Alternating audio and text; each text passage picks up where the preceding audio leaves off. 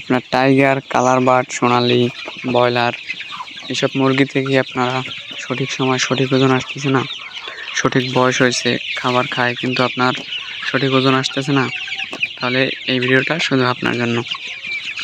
তো মূল ভিডিওতে যাওয়ার আগে আপনারা চ্যানেলে নতুন অবশ্যই চ্যানেলটি সাবস্ক্রাইব করে বেল আইকনটি অন করে রাখবেন, যাতে এরকম ভিডিও তার সাথে সাথে আপনাদের কাছে সবার আগে নোটিফিকেশন পৌঁছায়। এবং যদি আপনারা পেজ থেকে দেখে থাকেন অবশ্যই ফেসবুক পেজটাকে ফলো করবেন। চলুন আমরা মূল ভিডিওতে যাই। তো এইটা হয় মূলত সাধারণত মুরগি মাঝে মধ্যে খাবার কম বেশি খেলে বা ফিডে বা আপনাদের যে ফিডটা দেন সেটা আপনার একটু ড্যাম হয়ে গেলে অথবা আপনার খাবার একটু তাপমাত্রার কারণে হয়ে গেলে তখন এই সমস্যাটা হয়। তো এটা হচ্ছে আপনার এনজাইম এক্সেল, এই যে আপনি স্ক্রিনে ছবি দিয়েছি এনজাইম এক্সেল।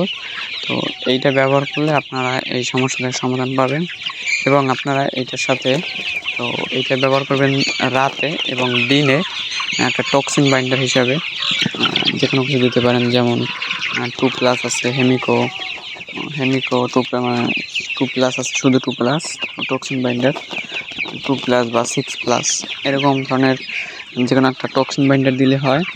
আর হচ্ছে তাহলে হচ্ছে আপনার বিষক্রিয়া বা যদি কোনো জীবাণু থাকে পেটের ভিতরে ওইটা বের হয়ে যায় এবং আপনার এই এনজাইম এক্সেল এইটা হচ্ছে আপনার গ্রোথ বৃদ্ধি করে বা খাবারের রুচি বাড়ায়।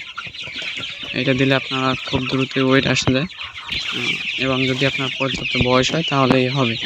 কিন্তু যদি আপনার পর্যাপ্ত বয়স ছাড়া যদি আপনারা ছোটো থেকেই দেন তাহলে তো আর বয়সের আগে ওয়েট সম্ভব না। তো এটা হচ্ছে আপনার পর্যাপ্ত বয়সে দিলে পর্যাপ্ত বয়সে যদি পর্যাপ্ত ওয়েট না হয় তো তাহলে এইটা খুবই ভালো কাজ করে। এটা আমি নিজেও ব্যবহার করি। তো এটা হচ্ছে 1 লিটার পানিতে 1 গ্রাম করে এই পাউডারটা দিলে, এটা দিয়ে 5 দিনের ডোজ করাইলে খুবই ভালো রেজাল্ট পাওয়া যায়। তো এই যে মুরগির যে আপনার একটা গ্রোথে বাধা ওইটা আর কি কেটে যায় এবং খাবার রুচি বৃদ্ধি করে এবং ওদের শরীরে ইমিউনিটি বুস্ট করে। এইটা আপনারা ব্যবহার করতে পারেন। এবং যদি আপনার খাবার রুচি একদমই না থাকে তাহলে আপনারা এর আগে এই এনজাইম এক্সেল দেওয়ার আগে একটা জিঙ্ক দিতে পারেন, জিঙ্ক কেয়ার। আপনার টাইগার হলে আপনার জিঙ্ক কেয়ার দিতে পারেন, আর আপনার ব্রয়লার হলে আপনার জিএসভেট দিবেন, যেটা লো ফর্মের জিএসভেট ওইটা দিবেন। আর যেহেতু ব্রয়লার মুরগি অত্যন্ত সেন্সিটিভ তাই বেশি আপনার একটু লেভেলে দিলে তো ওদের আমাশা সম্ভাবনা হওয়ার চান্স থাকে।